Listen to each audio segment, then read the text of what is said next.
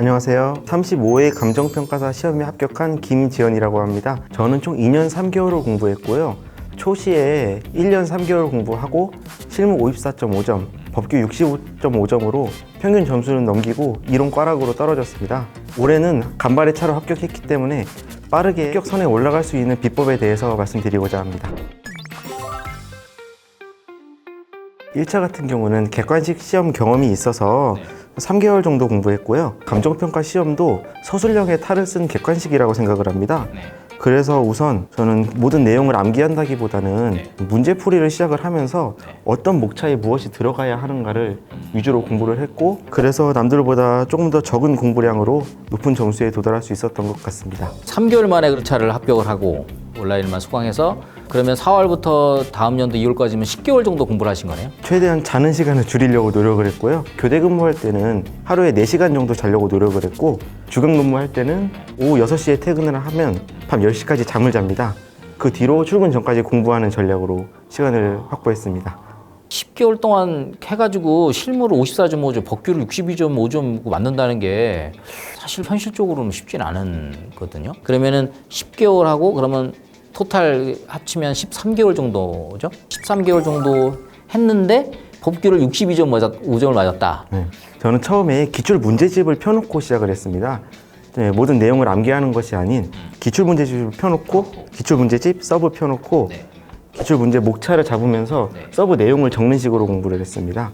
1차 시험 보기 전 10개월은 이 내용에 어떤 내용이 들어가야 되는가 정도만 공부하고 2차 시험 전 마지막 3개월 때 그때 암기를 시작했습니다.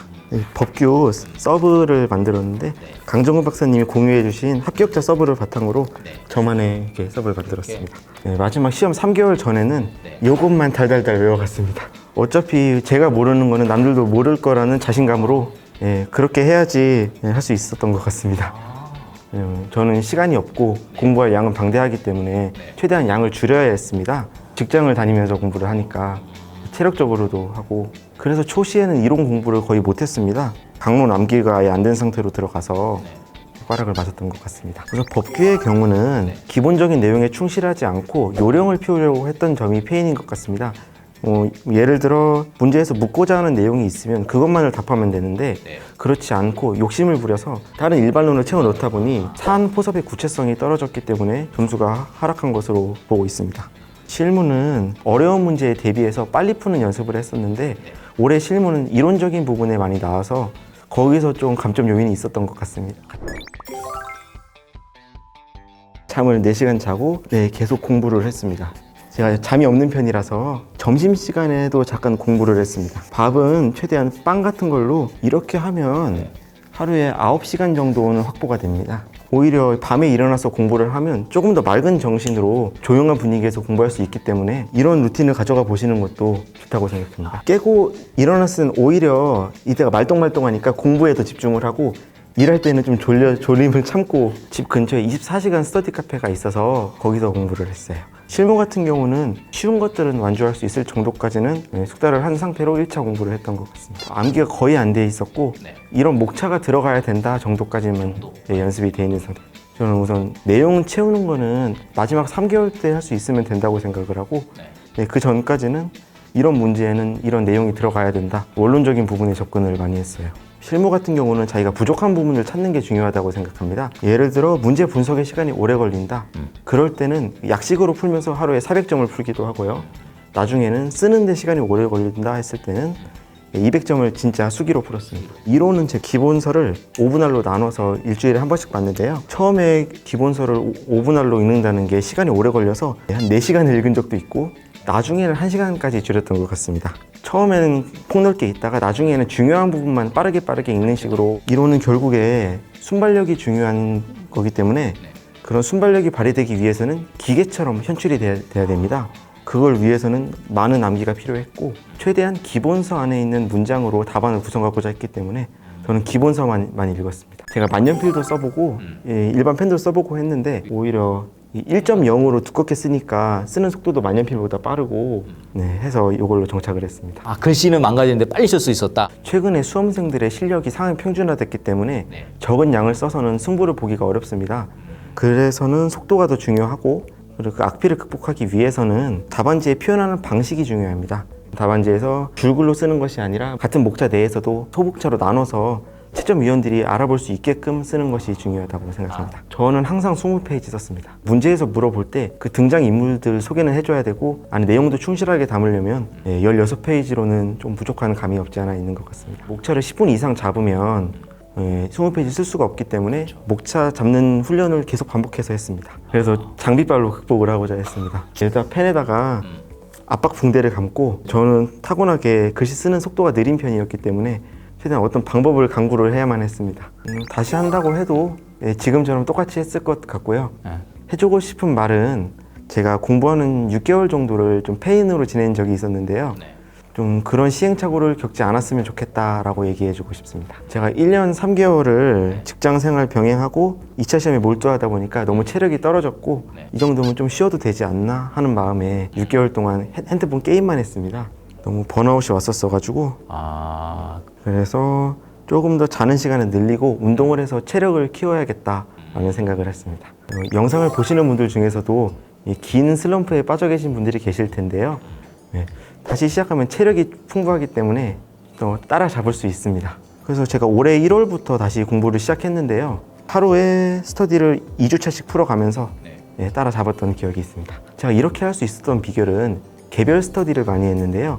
개별 스터디가 요새는 온라인으로도 많이 합니다. 하루에 일정 분량을 써서 제출하지 않으면 벌금을 내는 구조여서, 그래서 어떻게든 이렇게 따라갔던 것 같습니다. 그래서 제가 다시 공부를 시작하면서 부속을 해야겠다 해서 감정평가사 합격 카페에 개별 스터디 모집하는 글이 있습니다. 그래서 좋아 보이는 거에는 무조건 다 지원을 해서 스터디를 한 6개, 7개를 했습니다. 저는 사람을 좋아하기 때문에 일부러 오프라인을 안 하고 온라인으로만 했습니다. 오픈 채팅으로 많이 하기도 해서, 그래서 만약에 의지가 좀 약하신 분들이 있다면 개별 스터디를 하시는 것을 좀 강하게 추천드립니다. 공부는 짧은 기간에 무식하게 쏟아 부어야지 합격 선에 올라갈 수 있는 것 같습니다. 저는 6개월의 공백이 있었기 때문에 그 전에 했던 걸 따라잡아야 했습니다. 오히려 그렇게 단기간에 몰아치는 게 합격의 비결이지 싶습니다. 강정원 박사님이 뭐 자료 양이 많다 이런 오명이 있는데, 사실상 가장 범위를 좁혀주시는 분 중 한 분입니다. 기출 논점 위주로. 저는 그 전략이 상당히 유효했다고 생각을 합니다. 어떻게 보면 범위를 줄이는 게 강사로서는 되게 부담이 될 수 있는 강 박사님 믿고 따라가셔도 큰 무리는 없을 것이라고 봅니다. 법규 기출 문제는 최소 30번은 돌려본 것 같습니다. 결국에 강 박사님 스터디도 기출 문제를 기반으로 하시는 거기 때문에 저처럼 의지가 약한 사람들은 어떤 구속적인 게 필요한데요. 저는 그 부분을 개별 스터디로 해결했던 것 같습니다. 늦게 나가면 벌금 내고, 문제 풀어서 제출 안 하면 벌금 내고 하다 보니 어떻게든 따라갈 수 있게끔 되는 것 같습니다. 본인이 틀리면 이 부분이 부족하구나 라고 더 공부를 할 수 있고, 어떻게든 강제성을 부여해서 같은 걸 반복하는 게 중요한 것 같습니다. 저희 시험이 양이 많기 때문에 회독 기간을 늘리면 휘발성이 강합니다. 그래서 짧은 기간에 최대한 무식하게, 우리 공부는 범위가 넓으면서도 좋기 때문에 최대한 무식하게 해야 되는 게 맞는 것 같습니다. 그 시간을 줄이기 위해서는 탄탄한 암기가 기반이 돼야 됩니다. 그래서 더 적은 양을 많이 봐야 됩니다. 저 규정은 법전도 5분 할로 해서 항상 모든 조문을 외우고자 노력을 했습니다. 판례 같은 경우도 서브에 정리된 대로 그 논점에 이런 판례가 들어간다. 최대한 하나가 나오면 판례를 2-3개씩은 쓰려고 노력을 했습니다. 결국에 법규의 틀은 등장인물을 소개하고 이런 규정에서 이 부분이 문제가 된다. 그거를 판례가 뒷받침해주는 내용이기 때문에 규정은 정해진 내용을 충실하게 쓰고 판례 양을 늘리는 게 중요하다고 보겠습니다. 효율성보다는 최대한 독하게 많이가 중요하다고 생각합니다. 실무 시간 부족 때문에 많이 고민들 하십니다. 최대한 기본 내용을 암기를 많이 하셔야 되고, 문제 분석이 오래 걸린다.